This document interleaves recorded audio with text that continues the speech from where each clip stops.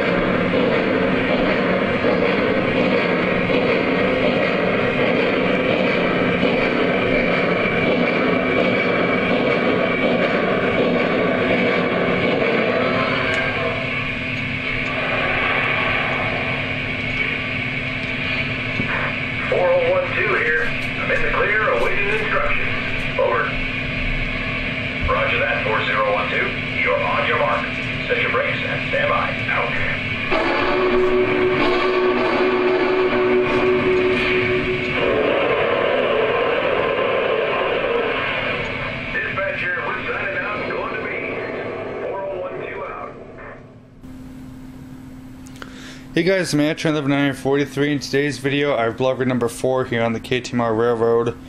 In today's video, we're again going to be talking about a whole lot of updates and stuff that's been going on the layout. And I also will talk about some things that I meant to talk about in my last blog video, blogger number 3. I just forgot about them, so I'll show you guys them in today's video. But like before, most of the scenes that you guys are seeing are incomplete. They're still a work in progress, including the scene you're looking at now, which is our oil scene. And also the stuff that you guys are going to be seeing, if you see glimpses of things that look different from when they used to look before, check out blog video number 3. In blog video number 3, I talked about a whole bunch of stuff that's been going on the layout, including this oil scene that you're looking at now, and also our passenger yard and some other cool things. So that's that. But also there's been a whole bunch of stuff that's been going on with the layout. Now in blog 3, if you checked it out, I talked about some future plans that are going to be happening, including work on our elevated trestle scene and also on our transfer table. Well, at this current time, the transfer table has not moved at all, but if you guys want a refresher on that, I'll tell you guys about that in a couple minutes. But also check out blog 3 if you want to get a better idea of that. But we have done some work on our elevated trestle, and I'll show you guys that in a couple minutes. But that's that. So I've got a whole bunch of stuff to talk about. What I'm going to talk about first is not actually layout work. I'm going to talk about some new items that's come on the layout. So let's take a look at those, then we'll take a look at some layout work. Okay, so one of the new items that we got for the layout is this Southern Pacific Lines Vistadome passenger car. It goes with our SP Daylight and the passenger cars to go along with that. See, there it is. And this car is very nice. It's your typical Vistadome car, so there's nothing really crazy special about it, but it is a very nice car. It's a very welcomed addition to the train. And again, this is one of the things I forgot to mention. Well, I mentioned it in Blog 3, but I never showed it to you guys. But here it is here. It's a beautiful car, and it really looks great with the set. Okay, so here's the last of the new stuff we got for the layout. Got some really cool things here. Now, these we did not buy. These were given to me as a gift from a friend of mine. That friend of mine his name is Rich, and he's got his own YouTube channel. His name is Hudson Trainman on YouTube. I've been to his layout a couple times, and he has a fantastic collection and just an amazing layout. I'll link his channel in the video description, and also a video that I took of his layout. We have a local train club that we belong to, and they put on an open house every year in February. So I helped him on his open house this past year, and that was a lot of fun. And also in Blog 3, I mentioned that we may be on the open house. We're still kind of throwing that around, but we'll see. But anyway, here's what he gave me. Now, this is just some of the stuff he gave me. One of the really cool things is he gave me this banjo signal. That's a nice piece. And then he gave me a couple of these pictures. Now, he gave me a couple more than this, but this is what I have. I couldn't find the other ones. I'll have to look for them. But we have a Key National snowplow. Then we have this gorgeous set of UP F3s in this really nice desert scene, looks like. Really nice. Pretty cool. So that about does it for new stuff. Nothing else, no new engines or anything like that. But that's about that. So now let's take a look at some layout work that's been going on. And this, you guys will really like this. Let's take a look. Okay, so let's take a look at some of the work that we've been doing on the railroad here. We'll start off by taking a look at some work done on the elevated trestle. Now, this is what you guys are used to seeing, but before we take a look at our problem and the reason why we needed to fix anything, let's run some trains around this trestle one last time before we say farewell to it for a little while.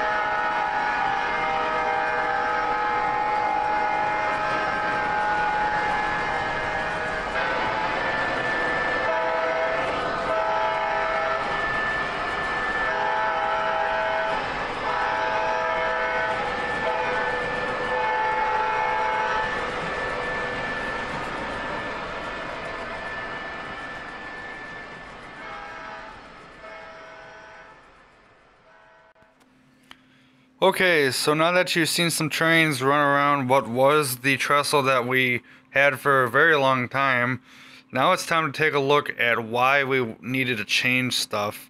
And for that, we're going to go back to blog video number 3. And then after that, we'll take a look at some pictures that I took during the process of doing this. And then we'll take a look at what we got going on now. It's going to be on these trestles that you see. These things right here. And what we're going to be doing is we're going to be doing some very much needed modifications to these to make our engines run better. And by engines, I mean our articulated steam engines like Big Boys and Challengers and so forth. Because on this inner one, this one, the problem with that, you see that pull, that gray pull between the two trestles. Well, the problem with that is we set that trestle, that inner one, without realizing our articulated steam engines. So the problem is when you try to run an articulated this way, they hit the pole. So what we'll do is we'll bring it back a little bit so that way we can run the articulateds. And then this outer one here, we're going to replace these piers with some better piers. We're going to buy some from Bridge Boss to replace those. That'll be pretty cool, but that won't be for a little while. But of course, when it does happen, I will show you guys. Okay, so that future time is here. Now, what you guys are looking at now is pictures that I've taken along the way of this being done. As you guys can see, we've done a whole bunch of work here. We've ripped up that inner trestle, the one that was closer to the pole. We've moved the track back quite a bit, about 5 inches or so, give or take. And we've also gotten rid of the reversing loop that was here. We got rid of that, and it was just very much needed work. As I said a minute ago, we need this to run our articulated steam engine, so now I can thankfully say that I can run 2 articulated steam engines right next to each other and they don't hit or anything, which is what we wanted. So now let's take a look at what we got going on now, which is this is really cool. You'll like this a whole lot. Okay, so now with all that, here's what we got going on now. As you guys can see, and also from the pictures I just put up a minute ago, you can see that we have removed the inside trestle and we just replaced it with a solid board, and I think it looks really good now. Now again, we can run our articulated steam engines on this second track, which is awesome. I'm not going to run any now, but maybe in another video we will. But anyway, let me show you guys what we got going on here now. We moved the track in a little bit, and now it was enough to clear it, so that's good. If you put an articulated here, it almost hits. It looks like it hits, but it actually doesn't, so that's very good. So now you can run articulateds all day long on this inner track, which that's something I've been wanting to do for a very long time, believe me. Actually, ever since we got the Nickel Plate Road Mallet, I wanted to run that next to some articulated steam engine, and at the time that was our only articulated steam engine. So now we got 3 of them now. Well, also we got a Premier Class A Proto 1, but we wouldn't run that. Anyways, off the topic of engines, let's continue on this. We removed the reversing loop, like I showed you guys a minute ago. And also this town, we kind of ripped up the town a little bit because we had to move buildings and stuff while we were working. But we're gonna redo the town here. I think we're gonna make this the industrial area, but we'll see. Times might change, but we'll see. We'll see what we got going on here.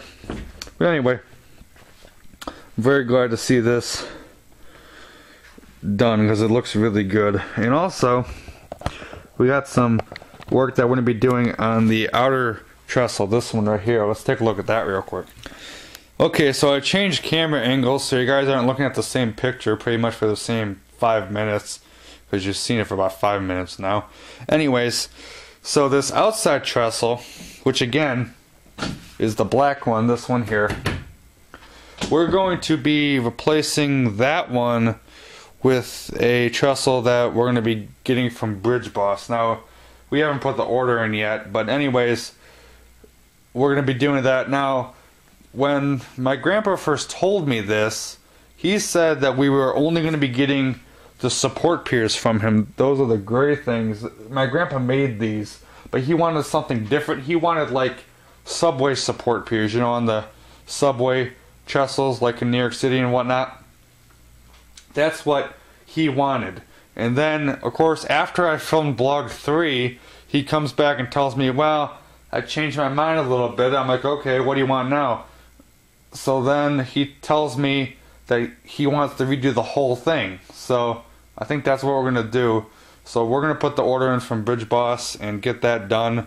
So now we're going to have an entirely new trestle. It's going to be finished. It's going to be, I believe, painted. It's going to, I believe I also have a finished deck on it. We'll see.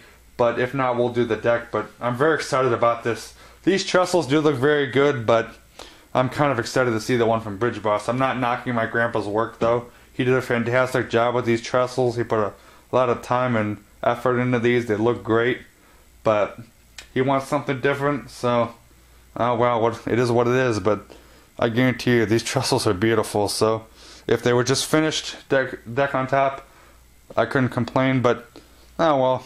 So we're gonna get the one from Bridge Boss, and that's gonna be that. Pretty cool. So that pretty much takes care of layout work at this current time. There are some things that I did want to hit on that I did not talk about in blog 3, or that I wanted to talk about in blog 3 that I didn't get a chance to talk about. One of them includes our future plan of moving our transfer table. We still haven't moved it yet, but we have a little bit of an inkling as to what we want, where the transfer table is, and I'll show you guys also some changes we're going to make to the transfer table and other things like that. And then I'll also show you guys some wiring work that we did. If you guys watch blog 3 again, I said that we changed around our control panel, and I'll show you guys this more in a minute.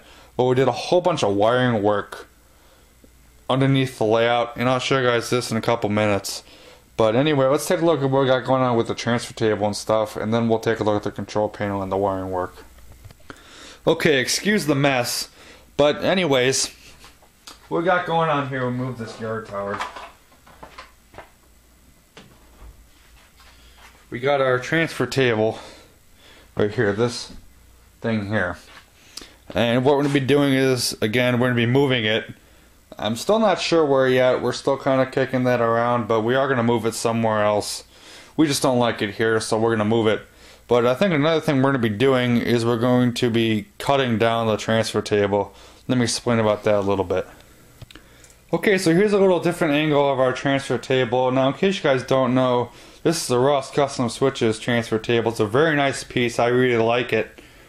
But one of the things we're going to be doing to it is we're going to attempt, well, not us, but we're going to have someone do it for us, but we're going to have someone cut it for us. And I'll explain why. The reason as to why is because we want this to function a little better. Currently, the bridge, which is just this, is currently 36 inches long. But the plan is to bring it back to about 22, 23-ish inches. So in the end, we're going to look at about here for the transfer table length. So we're going to lose about 13 inches or so, give or take. But I think it's for a good use because we're going to basically use this transfer table for your regular diesels. Not like your crazy big ones like E8s and Centipedes and such. We're going to use this for your mainline diesels like your SD70s, your ES44s, that type of thing. The biggest engine that'll be on here will probably be an SD90. But in any case, it'll serve the better purpose for us. But that's that. Again, still don't know where it's going or anything like that. But when we do it, I'll definitely show you guys. Okay, so now when we remove the transfer table, obviously we'll fill in the hole that it made. But what we're going to put in its place is we're going to put a whole bunch of yards, little representations of a full yard, because the problem is that we want so many yards. We want all different kinds of yards for all different pieces of equipment that we have. Well, the problem is to fit all those, and our board just isn't feasible. So what we're going to do is we're going to use this section over here to make different yards. We're going to have a spot for our coal cars, the intermodal cars like the double stacks and stuff like that. We got the Southern Pacific MyJack crane from Lionel, so that's a nice piece, so we'll probably put that in here somewhere. And then we also have the MTH transfer dock, so we'll probably use that for box cars. And then we also want a spot for the auto carrier cars, so that's going to be pretty cool. Again, it's just going to be a small representation of what we really want, because we really don't have the room to put a full yard for every single piece of equipment we have. So this is the next best thing. So this will be pretty cool once we get that done. Okay, so now that we've seen a look at the transfer table area and what we're going to be doing there, I said, well, when we were talking about the trestle, that I wanted to show you guys our control panel. Now again, check out blog 3 if you want a little more info on this control panel, but what I wanted to show you guys was the wiring work that we did to this. So let's go underneath and behind the table and take a look. Okay, so now we're underneath the layout behind the control panel, and I brought in some extra lights so you guys can see this a lot better. I brought in some halogen French fry lights. So what we got going on is I want to show you guys how we got this thing wired. So let's take a look. Okay, so we got here the Z4000s that we've been using. Nothing fancy.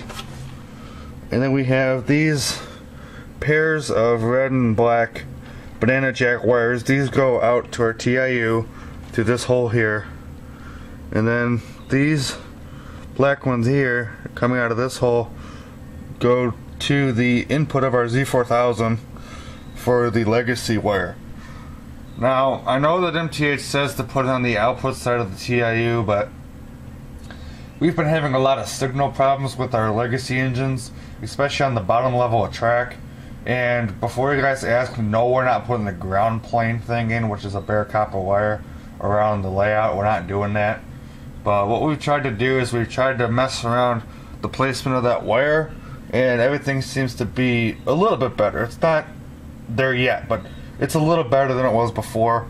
And we just kind of messed around with different placements of the wire, and we've gotten different results every time. But we got a solution now that's okay, and it works for a little bit. But I just want to show you guys that real quick. And then also the wiring work that we've been doing. Basically all we've been doing is stapling up these wires on the side of the board to make them look nice. Now obviously we're not done yet.